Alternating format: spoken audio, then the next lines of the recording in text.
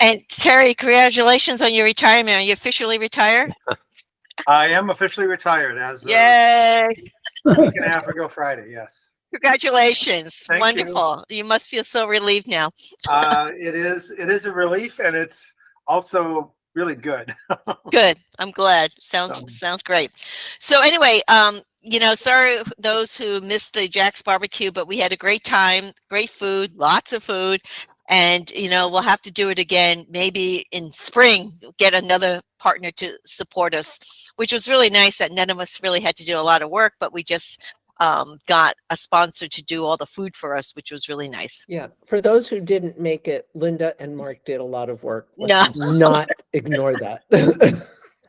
Well done. We just did a little something here and there, but it was fun. It was a good dialogue. We had the actual Chris and who's the other guy from Dallas? Steve, I forget his name. Oh, from San Diego. Yeah, Mark he joined. Yeah. He joined too. So we had two good vendors, and Chris is sending out notes from FNBO. So if your condo has any interest to speak to him, please do, because he would like to get some feedback and like to see what you guys are doing. And he seems very eager to help from the investments on your reserves dollars. So that's it's worth it to just spend a few minutes with him to see if there's any synergy or anywhere, any place where he could help. Oh, really quick note. Sorry to interrupt, Linda. Mhm. For anybody that wants to see everybody, you can do that under the ellipsis, which is next to the hang up button. And if you click that, that's more options. And if you click on change layout, you can update your layout so you can see 16 people at a time, and that'll get everybody. So. Oh, wow. Wow. Cool. Okay. Okay, so on the agenda, we had basically insurance budgets for 2025. Within that, the labor rates.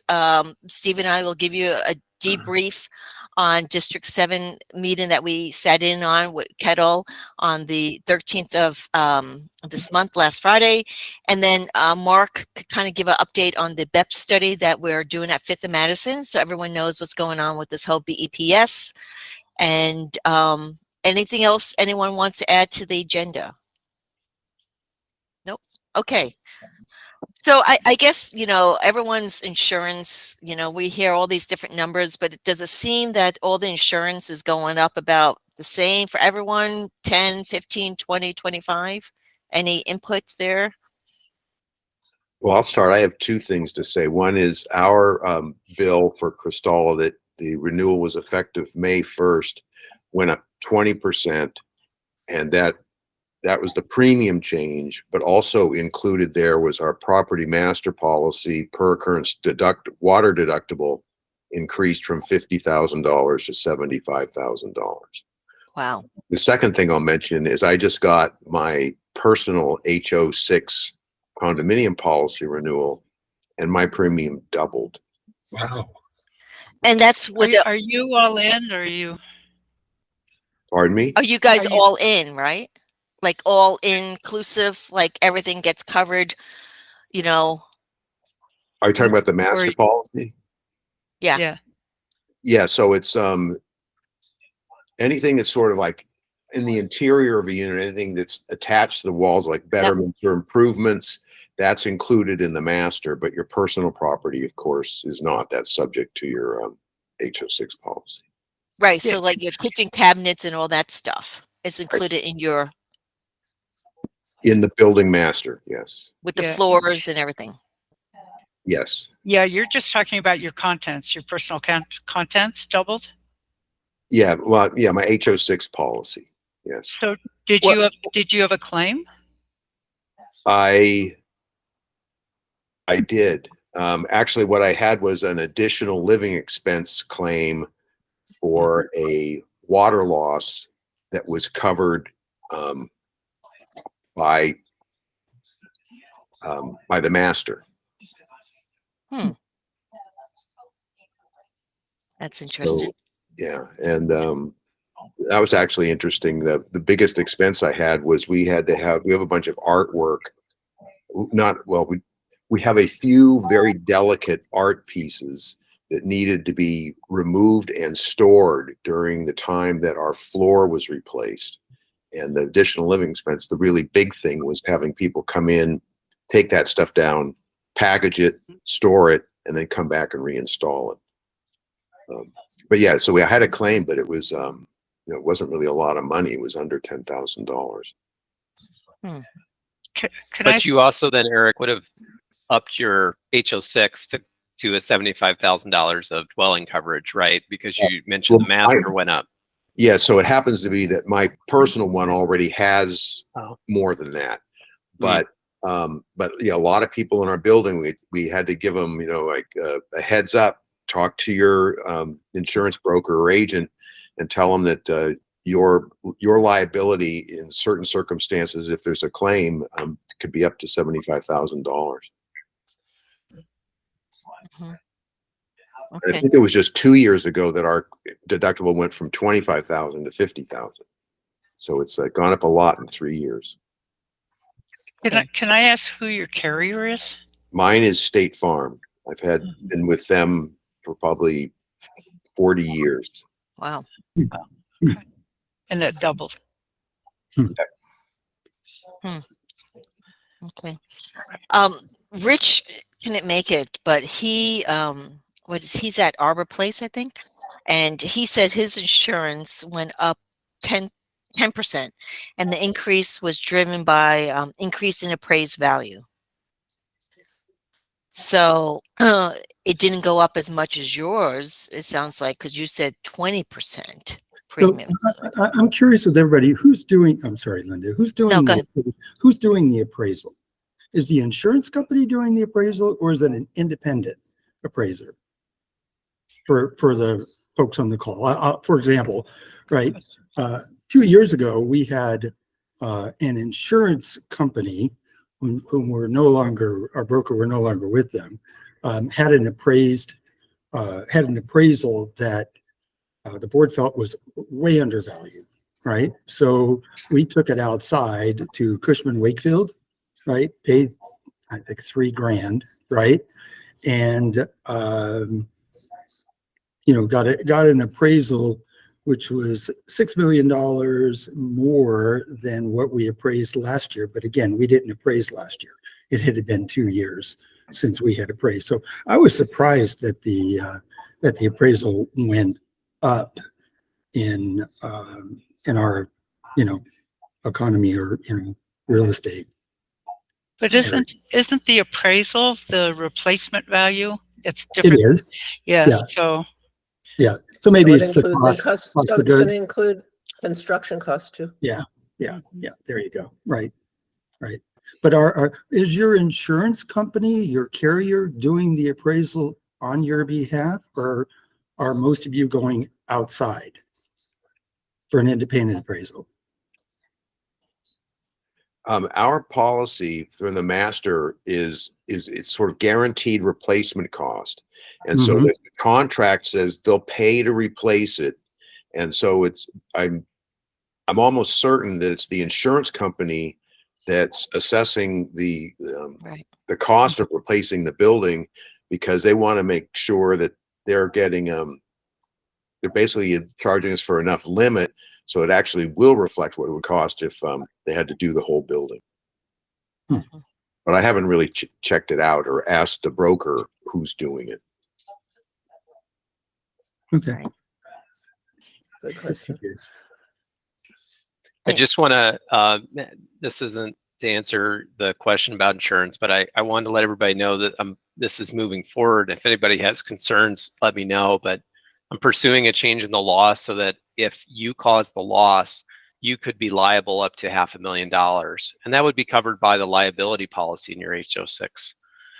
Instead of the rest of the owners having to insure your loss at the limit of the deductible, because the law right now is just very one and done, and there's really no nuance. And it's again not clear to me why it ended up that way. The industry attorneys and whoever else was at the table helped write that portion of the law. I don't know how it benefits all the owners to make everybody responsible at the same limit as the person who caused a loss, though. So anyway, I'm pursuing that, and if you have any feedback would love to get that from you. I don't know that we have time now, but Are just you wanted to let you know. Steve, I'm sorry, what's your position on that? You're in favor of the law change? I wrote it. Yes, because yeah, because we, in particular, and we're not the only building that has this. There's constantly water losses. We've had people hang clothes from their sprinklers. We've had, plumbing malfunctions where people brought in a plumber and the plumber screwed up. The problem is that there's really no recourse the way the law is written right now beyond the deductible of the master policy. And so if somebody causes a 10-unit water loss worth $200,000, the master policy is filing a claim. And this has, again, nothing to do with the obligation or the right of the association to be able to fulfill the services that need to be fulfilled to restore the units. It has to do with the fact that the association has to file this claim, and everybody's insurance costs go up instead of just the owner who would file their own claim and claim their own liability insurance. And Greg, this is actually something he talked about 2 months ago, where he was explaining how he thinks that a lot of insurance companies get this wrong and that it's actually liability insurance. I agree. And I think most of us probably have 300,000 at least of liability, if not more. So anyway, if I'd love to hear if anybody has particular thoughts on that. Is that the personal liability on the HO6? I just happen to have my State Farm statement in front of me. So I think that there's liability for tort, for like libel and slander. That's one kind of liability. And then there's other liability on there as well that you can take out. Usually the tort and slander, you have to pay like an extra $10 for a year. It's actually very inexpensive. And then I think the rest of it is the other portion. Okay. All right. So any other comments on the insurance? I guess people are still getting data in terms of how much it's going to go up. I know we haven't received, because we're just trying to go all in right now, because I think most of you guys are all in already. So we're bare walls still. We talked about switching to all in, but we had a 30% increase in our premium, even sticking with bare walls. So we didn't go there. And actually, interestingly, our earthquake insurance did not go up. It was like 1 or 2% after having just jumped hugely last year. And something else went down. I can't remember. It was like our D&O insurance went down like, a little bit. So overall, we had a 16% increase, driven by the property insurance. okay. Yeah, at Insignia, we're at more like 10% right now, so not quite as high. But I also got my own insurance, and it did double for my contents inside. So that's consistent with, I think, Eric, you said that. Interesting. So. Okay, so that's good. Okay, any other topics on insurance? Ralph, did you have anything in terms of how does everyone, keep files of records, right, on the insurance? Yeah, we just got our renewal today, and it's 10%, which includes the 3% property value increase. We're considering increasing our deductible, and so I've been asking a couple of people do they track the fact that whether proof of insurance from the homeowners, and really what I found nobody does. And I asked Greg today, and he says no, you don't want to do that. It's a nightmare. So we'll get, if we do increase our deductible, we'll just give a lot of notification and assume everybody does it. Ralph, what building are you? Luma. On First Hill. Yeah. So And I was just wondering who your carrier is. it's the same hub, right? We use Hub. Yeah. Okay. So Ralph, so your deductible was what, 25K or 50K? 25. We're considering increasing to 50. Yeah. And does it save you a lot in premiums? It doesn't save that much in premiums, but it's that I think it'll help lower the amount of claims. Oh, okay. Mm-hmm. I'm Where are surprised, the 'cause last year we were told we had 25, it went up to 50. We were told they couldn't even get 25 anymore. where are the claims coming from? Just out of curiosity, are they being caused by individual units, or are you actually Yes. having common? Okay. An individual. Yeah. So if the liability was increased to $300,000 or $500,000 for individual losses, you wouldn't be filing claims, just like us. You'd Right. have 0 claims. Right.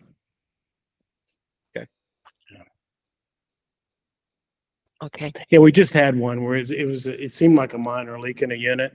We thought it'd be under 25, and they screwed around with it. It ended up being 35. So we decided to eat the 10. So it just seems like a good idea to increase it to 50. And Right.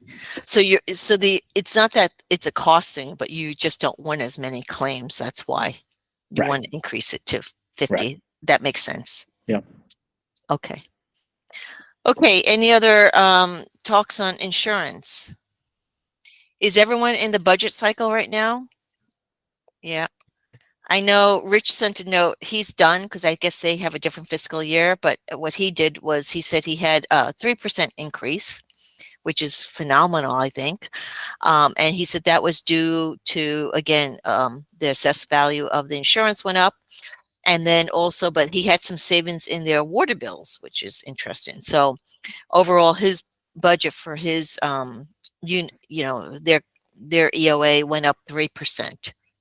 Well, I'd be interested with these increases. What percentage of that increase is due to a change in the funding level of reserve studies? Mm.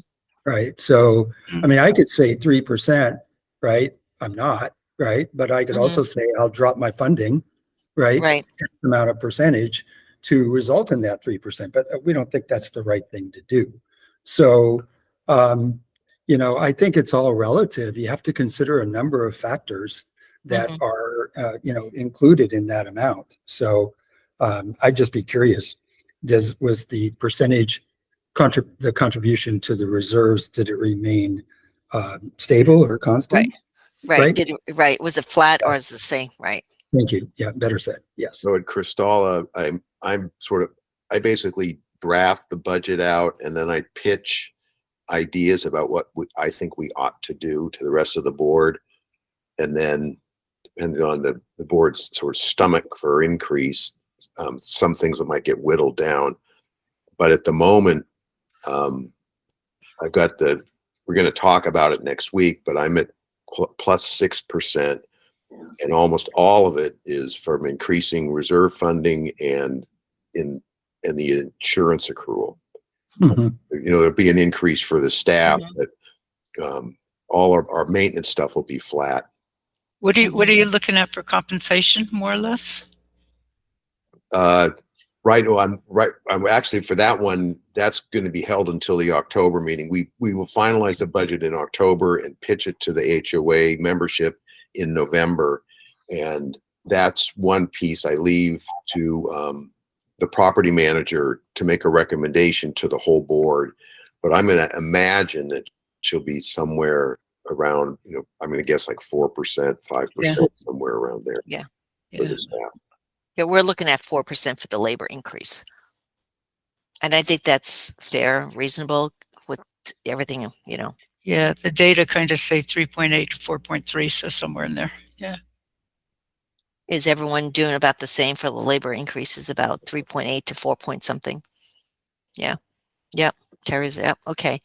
So that's good, Eric. So that's good to hear, the 6%. Yeah, we just started, Tina and I are a scholar. I mean, the first pass was like 9.3%, which we said was ridiculous. Yeah, but to Mark's point, it's part of it, and we've been talking about this, is that they're changing how they're accounting for different things. So there's things folded in that normally are not in it, and so it's we're in contract renewal time too, so it's a bit of a game going on right now. Yeah. Okay. Any other things on budgets? Any other points or anything else that we need to know? I think utilities and the everything's pretty much, we should know what that's going up. So that should be no surprises to anyone. There's nothing that's coming in next year that's kind of unique from my understanding. Anyone else have anything else on budgets or questions? Linda, I do have a question. So the new fire safety, construction, all those codes, right, that they've been working on for the last 3 years are going to go to City Council, I think, at the next meeting for final adoption. And then sometime next year, there'll be deadlines for having those fully integrated. And I was listening a little bit today just to the fire code piece, because that's the one piece that public safety goes through. And there's a lot of new language coming in, like around lithium ion batteries and stuff like that. So it might be, I'm not sure how we would get a feel, but there's got to be somebody who can do some kind of assessment on, when you look at all the new codes for how they affect existing buildings over and above the energy thing, totally separate from that, whether or not that's going to require increased inspections or different kinds of anything, because clearly there are changes that are being processed in all of the different categories for plumbing and electrical and construction and remodeling and HVAC and all that kind of stuff. So. Well, I'd have to find out how many of them are retroactive.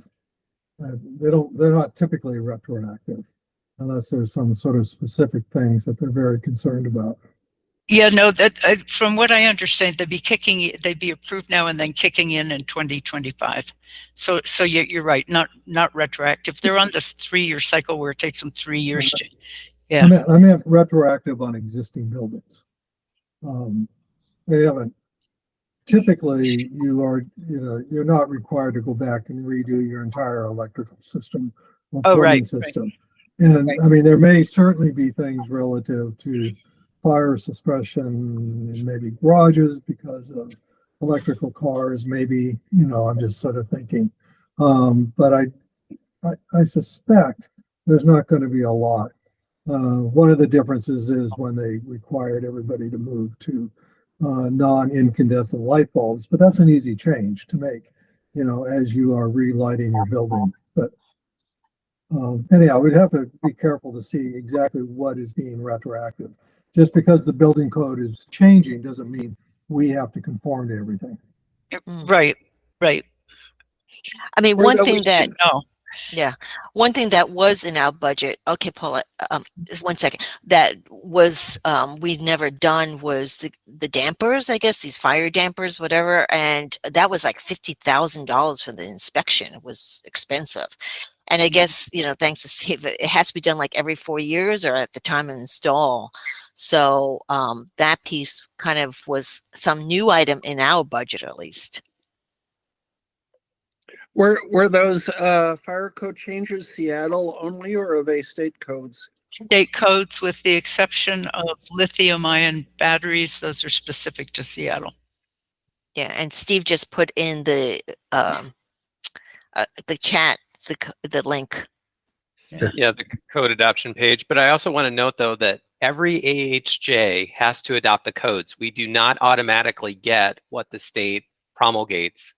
So Seattle AHJ has to do it. Redmond AHJ has to do it. All the AHJs have to do it. Now, the AHJs often accept what the state provides, but not all. It's not 100%. So what was presented today was what the state provides, with the exception of the Seattle specific lithium ion battery thing. That's what's going to go to City Council. So Steve, I'm not sure if I quite understood. Is that what Tina's saying? I just want to make sure we're kind of in sync here. I just wanted to say that every AHJ, we do what's in the AHJ code. We don't do what's in the state code.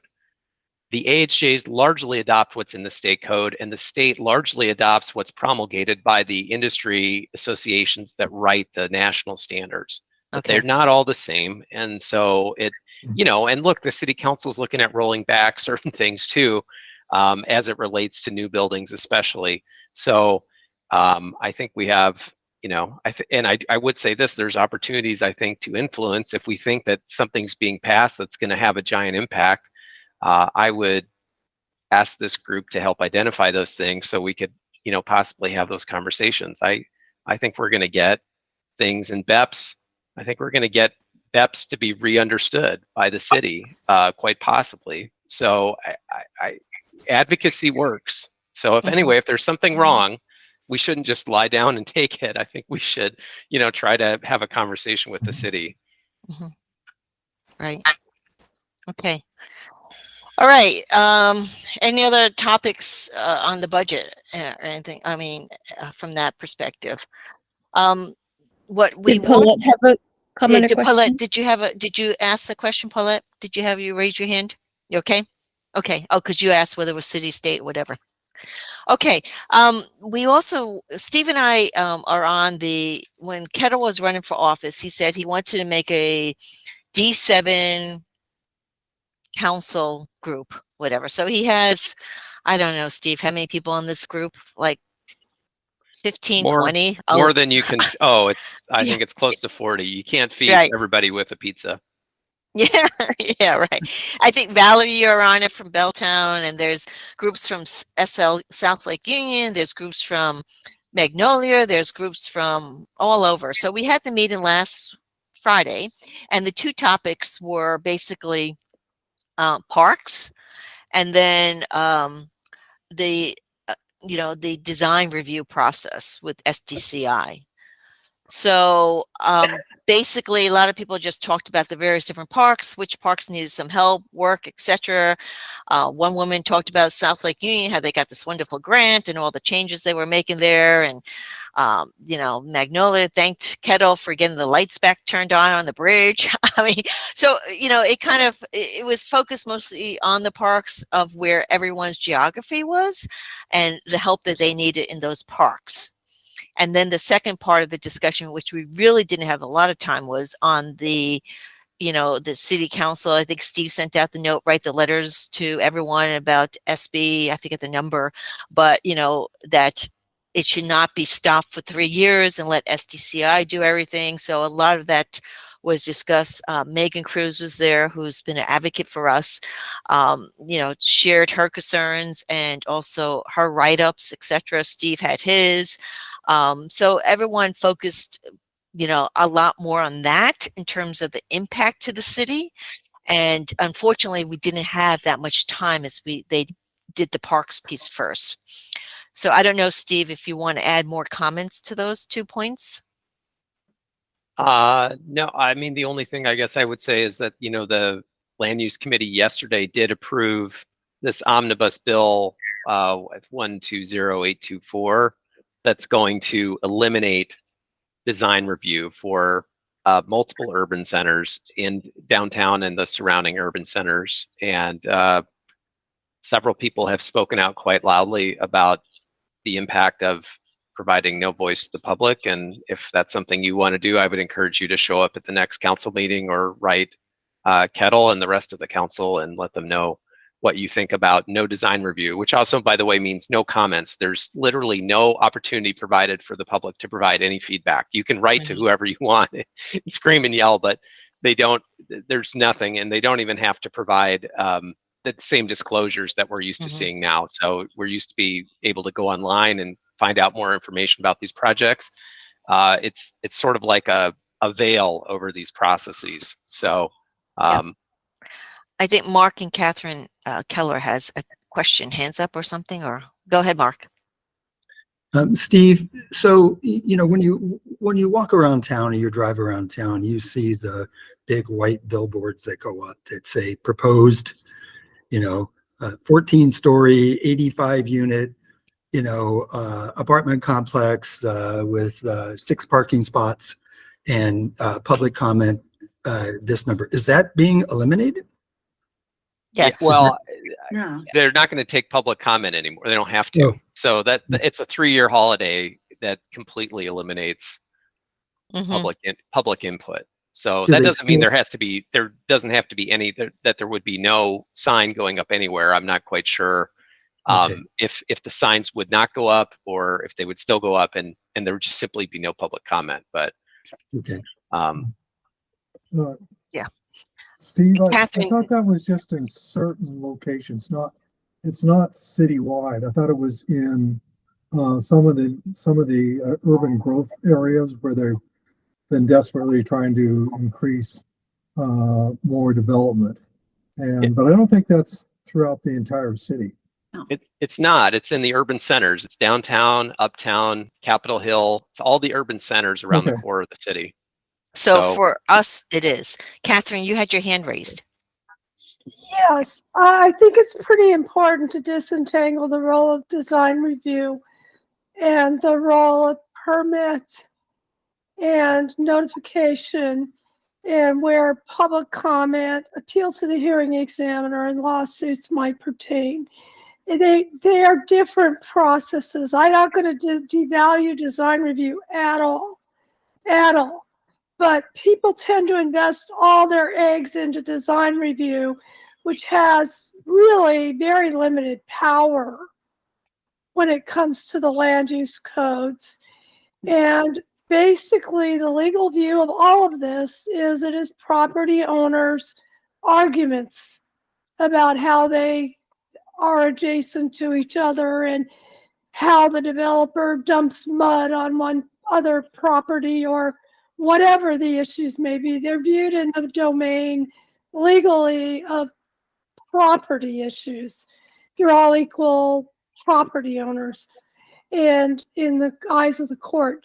So it's complicated, but I wouldn't, and I don't think this law is fair. I think design review and what it's for, and understanding that and revising the process is critical, because my experience is when you're talking about large buildings, they have an impact and they relate to the neighborhood. They stamp an area, and you really do need good architects actually go to the land use review committee, and actually do present to neighbors.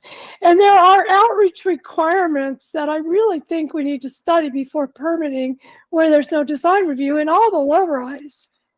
At a certain size or scale, they actually do have to go out and talk to the neighbors. So I just think this is worth more understanding, so we can have voices and use them how we can while we focus on what would be better processes. So I'll stop the editorial. Okay, thank you. Any comments there? Any other points or questions? No. Okay. Anything else, Steve, on the last Friday's meeting that was from 11 to 1?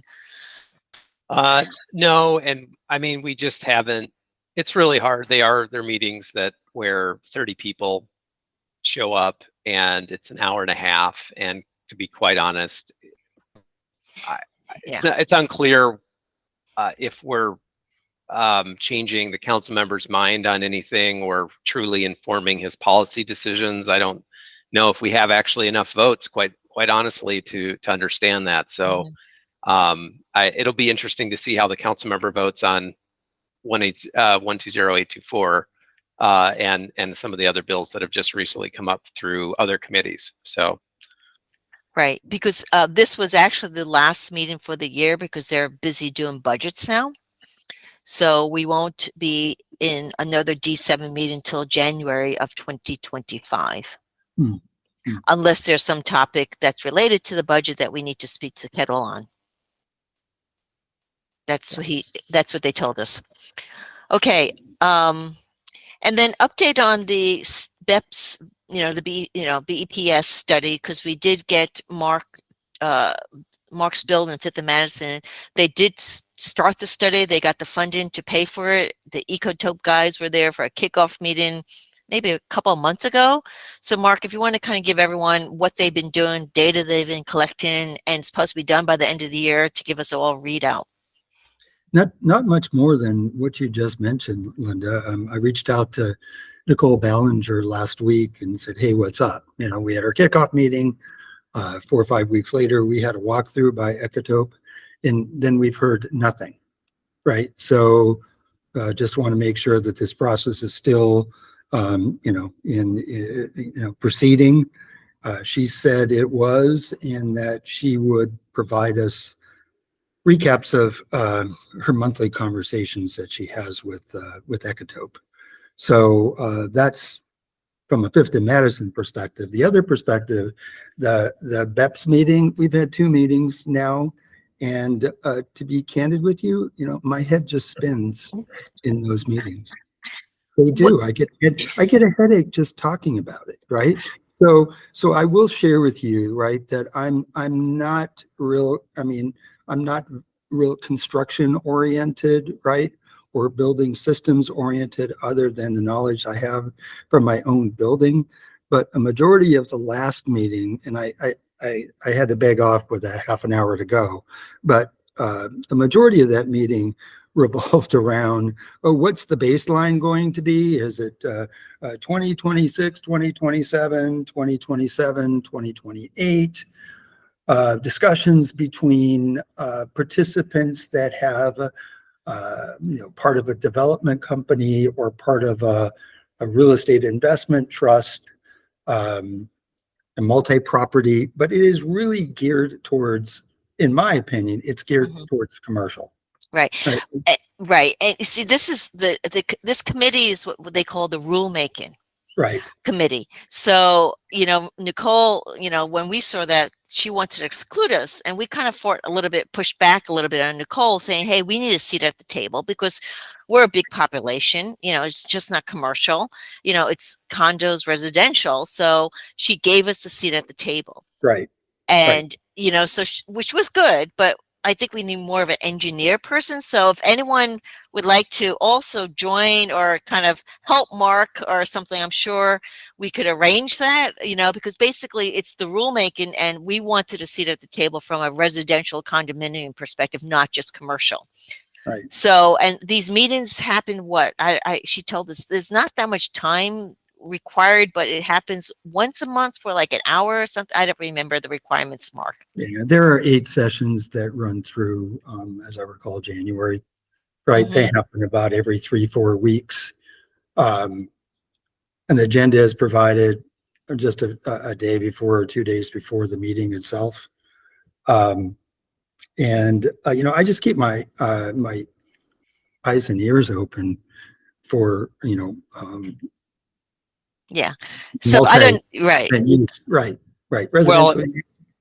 In this last meeting, Mark actually shared you shared with Linda and I the draft notes. And so one of the things that was talked about was what documentation can be used to show work is complete when using the multifamily prescriptive pathway. So this applies to buildings that will be covered if we don't get this thing killed. And so there are actually options, because this starts kicking in 2031, just so everybody's aware. And if you've looked at your building and you're over these thresholds, unless something changes between now and 2031, you're going to have to start doing something. And so, we have sort of a delayed timeline for everything to 2050, but there's other things along the way that have to happen. And so there's these prescriptive pathways where you can prove over one of these intervals that you've done a thing instead of having to do multiple things, and then you sort of get a reprieve until the next interval. So there is a lot of technical detail going on, and it could impact those of us that have to decarbonize if in fact it comes to that. So this is a plea, and Paulette, I know you're an engineer by trade, so I mean, if there's any help we could get from someone else from this team, would be, Mark would really appreciate that, because it is sometimes these terms that they use, and there's a lot of the vendors there, I guess, right? The consultants, I guess, are in that meeting, plus a lot of commercial engineering people in these meetings. But at least they gave us a seat at the table, and that's, and we're getting the notes and everything else, and we could share that too, Steve. I think it's worth it if people want to read it. Yep. Yeah, okay. I'd like to read it. Yeah. Okay. And what's the scope of this? Is this Seattle only, or statewide? It's just us. What do you mean by just us? It's Seattle, so it Seattle. doesn't impact you, Paulette. So if you wanted to do this, it would truly be it would just be a true gift. A true gift to us. A labor of love. That's right. Yeah, Paulette. well, I have enough labor of love. You could, Okay, well- if you would send me the notes, I would appreciate it. Yep. Okay. At least you could read it and just give us something to think about then, at least, Yeah, that then would be helpful. Yeah, the notes would be helpful too, because we may have people in our networks that can help Yeah. translate them for us, Right, even if they can't participate in the meeting. right. Okay. So If pretty, I can yeah. add, we have he's largely unavailable, but we have a very skilled, very talented, retired electrical engineer who used to have his own company. Yes. He's the guy who designed and oversaw the installment of our EV Mm-hmm. charging project. And he's heard some of this BEP stuff, and it makes him laugh because it's basically what was he saw on the table originally is completely impossible for a lot of buildings. Mm-hmm. And it seems like you've got a design group that is scoping this stuff out in ignorance. The thing is, if there are notes about what is going on with this, something that is concise, that I can actually, float by him. He's usually out on his boat somewhere, but Mm-hmm. every now and then he'll contact HQ and he'll have things to say. And so it might get some interesting feedback from him, from whatever comes up. Yeah. So I'll share the notes from the meeting, and anything we get, we'll just share with everyone. I just sent it, so Okay. Thanks, it'll be Steve. in your inboxes momentarily. Okay. So, and also Nicole did say that they did get some more funding, right? So we should be able to do another study. Is that right, Steve? She kind of was hesitant, but she was still, we were pushing her to do another study at least. There was this announcement, I just happened to see it in King 5, that the city received a almost $18 million federal grant to help it accomplish BEPS, and that they were very proud of course. And so I wrote to Nicole, and her response was, well, it's a federal grant, so we won't actually be able to unlock any of that money until, a year from now, and which is true. But so, there should be more money. They got $18 million. You would hope that would help them do more case studies, and fingers crossed. Yeah. Well, one would hope that Ecotopes is being objective, right? Mm-hmm. And not swayed by the city and what the city wants to find out, right? Or wants to hear. Right. So I'm skeptical. I guess I'm thinking positively, but I'm just skeptical on the whole thing personally. So, Or swayed by the opportunity it provides. yeah, Yeah. maybe. Yeah. I don't, I'd just like to see some data. What did they come up with? What was our gas bills? What's our savings going to be? What's the cost benefit analysis? What's our capital outlay? Right. To me, it looks like a monument for us. It's a monumental task. Yeah, Right? I mean, Mark did provide them a lot of data about their usage and everything else, the invoices, the monthly bills and stuff like that. So they have all the data. Right. So, which is good. But, and they assured us that this study will be done before the end of the year. So it's already September, it's getting close, and they should be able to do a readout to all of us before the end of the year. Yeah. As soon as I get the report, it goes to Steve and out it goes. Yeah. Yeah, I have a quick question, both for BEPS and CBPS. And Mark, maybe you know this, but when they're looking at floor space, gross floor area, that's common, are things that are limited common elements considered common, or are they considered owned, like parking spaces? Or, well, not storage spaces in particular, because garages are usually separate anyway, but storage spaces. Anybody have any idea? Steve, you're going to say something. Well, I had that conversation with Commerce. The garage is excluded. So if your storage is in the garage, I would also say that's probably excluded. And I guess we have a storage space off of the garage, not technically in the garage. I'll ask Commerce. I'll go back to them. I'll be honest, Commerce, having conversation with Commerce, very refreshing. They want this to be as easy as possible. They've done so much work already. They've put more, they have money on the table to help buildings comply, but they also don't have the forced compliance for tier 2 buildings. So all of that money is really being poured into tier 1 because those are the folks that have to meet the GHGIT targets and all that. So yeah, I'll write back and ask. But I would, I think we could convince them, because they actually pretty sure didn't consider that. I think we could convince them that is not contiguous Correct. space, because that's the word that they that they're leaning on to say that the owner, in the case of a multifamily residential building that's a condo, is the association. However, the area that counts needs to be conditioned, and it needs to be contiguous. And so that's why the units are completely excluded from a unit area from the WA CBEPS. I'll go back to them on that, Catherine. The guy loved it. He was like, "Oh, these are really good questions, and we should have these in the FAQ." And so they want to be very helpful. Happy to provide them. Yeah, good. Okay, any other? And okay, thanks, Catherine. Take care. All right, I think we're pretty much around the table now because we went through the agenda items. Tina, any questions? Anything from you? No, not right now. Thanks. Eric from Cristala? No. Mark? Nope. Mark? Nope. Ralph, anything? Nothing. Okay. Terry, retirement party. Anything from you? No, I think everything's good. We're deep into budget right now, and that's always a busy time for us in Insignia. Yeah. Scott? You're on mute. Hold on. Sorry. There. Yep. Yeah, I was actually hoping to hear a little bit more about labor. I thought labor rates, labor costs were on the agenda, and we are in the middle of hiring our one and only employee. And so I was just kind of hoping to get a little bit of guidance about what other people are doing.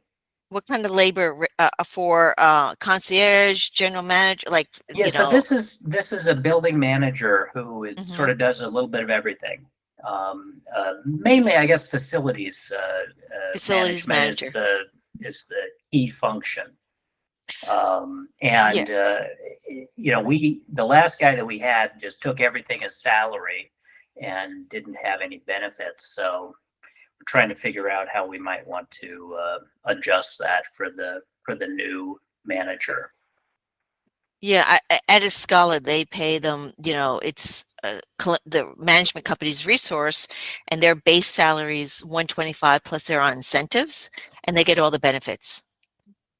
So that's kind of and then next year he'll put in for a raise of 4%. So we're probably more on the higher end. I think others, like Catherine left at Mosley, I think she said hers was 110 something or 115. I don't remember.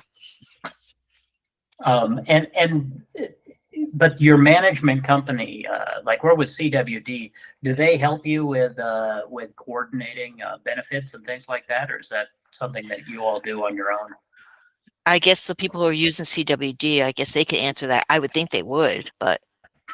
So at Cristala, we use Serco as a management company, and all the benefits for the staff are handled by them. Okay. Yeah. And Terry, you use CWD, right? Yeah, and they handle it all. Okay. Well, and that's CSS specifically, right? Right. So because Mark and I both have the same experience. We have CWD, but we direct employ folks. And so, but everything's run through ADP, which is the same service CWD is using. We actually just switched, and we've been providing retirement benefits. We're now offshoring that to, thank God, to ADP to handle the retire. It's very inexpensive for ADP to do. They're already doing payroll. And so for like $12 a month an employee, they handle all of the potential liability and everything for retire, like a simple IRA, is what we offer. We had directors' hands in the moving things around, being plan administrator, and that's just not something you want.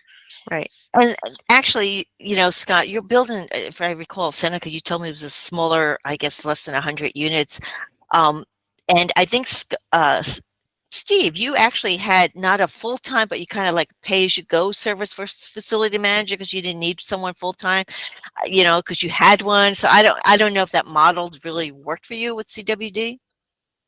We pay CWD for engineering services, and the have no problem paying $150 an hour for true engineering oversight that's at an engineering level. You still need to have a service that can do the handyman stuff, and CWD actually has that and offers that for $75 an hour. And there's other programs out there. Donna emailed about one a week or two ago. There's companies that do that. I think the fallback for us is that CWD doesn't. We really want to pay them to proactively engage the engineering services because we don't have that expertise in-house any longer, and it doesn't happen proactively nearly enough. And we'd be happy to pay for the time if they did it, but it's constantly an ask like, oh, this isn't going well. We need, you know, we please be involved with this. Can you get involved with that? So that's really, I feel like, where it's fallen apart. Frankly, most buildings, I think, that aren't of the size of 300 plus units probably should be able to survive without a dedicated facility manager, because you can write everything down. You can come up with the maintenance schedules, right? You can put it in a software program that helps you do this.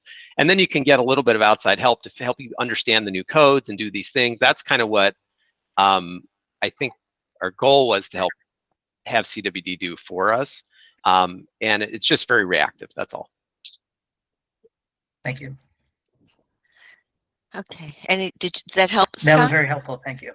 Okay. Paulette, anything? I'll make one more comment, and that is, if you're looking to hire someone to do this, if I were in that situation, I'd be relying a lot on the property management firm to know the landscape. How much you pay someone to do that job is going to should vary and will vary a lot by how talented the person you might be able to get is. I've heard of numbers that are like 100 to like 140 grand, depending on, again, how much, what are you getting in terms of product for what you're going to be hiring. And I would be relying on the management firm to give you some guidance and to provide candidates for you to consider. Right. Because Ralph, you use CWD too, and you have a good facility manager, right? You're happy with them? Yes. Yeah. Right. And CWD handles all the benefits. Yeah. So, and again, Scott, do you need someone full-time, part-time, whatever? I don't know, because depending on what you really want. Yeah, I mean, I think we're going to have a 40-hour-a-week person, and but we're not going to be in the ballpark that Eric was talking about. So it's everything from custodial up to a little bit of project management, and then outsourcing other things. So, so anyway, that's very helpful. Thank you. Yep. Okay, Paulette, anything from you? No, actually one thing, we got a reserve study back just recently. And with the same amount of money that we have in reserves, our reserve professional said, we're going to drop you from 45% fully funded to 31% fully funded because the cost of everything has gone up so high. Wow. Yeah. That's crazy. Yeah. So when our property manager comes up with the draft budget, I'm expecting her to ask for 10% increase. Because you want to pump up the reserves because of the increase of the cost of the components. Yes. Yeah. Interesting. Okay. And then one other thing, for next month's, maybe we could talk about the state of EV charging. Oh, that's a good one. Good one. Yep. Okay. Eliza? No, I'm good. The EV charging would be a great topic. Okay. Judy, anything from you? You're still there? She's not. Anyway, she's probably making a sale someplace. Judy. Larry, anything from you? Let's see. I'm Just still wanna make here, sure. Linda. Okay. I just want to make Okay. sure I'm not muted. I'm sorry. No, not really, but next month I can talk about what we've done for EV charging. Okay, We great. have set up a system that anyone in our building can now get a charger. And we have, I don't know, 65, I think somewhere around 65 units. And I believe we have somewhere around 25, 26 chargers. So anyone could get linked to the panel and then pay for the wall charger. So on average, what's it cost you guys to do this? I'm just curious. Well, we had to put in I think 2 new 400 amp panels. Yeah. But they're feeding off of our existing system. But those panels are specific for the chargers. And that cost us about 75,000, I believe, to put the panels in. And then each of the chargers, unless somebody already had, we had a few people that had 240 lines running to their spaces. But it was around $4,000 for each charger. And then there's a system where basically you're putting in your credit card. Right. And you bill directly. Plus 100 years, 100, I think it's about $100 a year subscription, which pays for, in our case, wall blocks, to help deal with the actual charges that are collected and sent back to the HOA. So we do not get our building management is not involved in this at all, because they would just charge way too much. Right. Okay. Eliza, did you have a question? Yeah. So Larry and anybody else, would you consider putting in one of those panels, or 2? We would need 2 also, to be a capital expenditure, since we don't already have it. And yet it seems like it's necessary infrastructure. We've been debating that, and we haven't yet asked our lawyer, but it's our next step. I'm sorry, which panels are you talking? The ones that you paid $75K to put in, we got a quote of 60 of a year ago, but would you consider that like an improvement that would be, capital expenditure? Because for us, then we would need to get the HOA to approve the cost. Yes, and we did that. Okay, that's how you did it. Yeah, because we're running into more than a half of people saying, well, I don't need it, so therefore I don't want it. And it's really a barrier. Well, we were able to do it by using our reserves that we had available. So we did not actually have to increase, any of the collections to fund this beyond what we're already collecting. But you still have the owners. Our biggest concern is replacing elevators in the near future. Yeah. And so we've been collecting essentially enough funding to do that. We decided we could put it off for at least another year. That was a safe bet. And we went ahead and used that money to pay for I think, so let's have a discussion further a little bit next month on this, because we're kind of just running out of time. I don't know, Judy, did you have anything else? Or she had to leave, I think, but hopefully she had nothing else. Okay, so we're just about out of time. Thanks everyone for tonight, and we'll hope to see you next month then. Thanks everyone. Have a good night.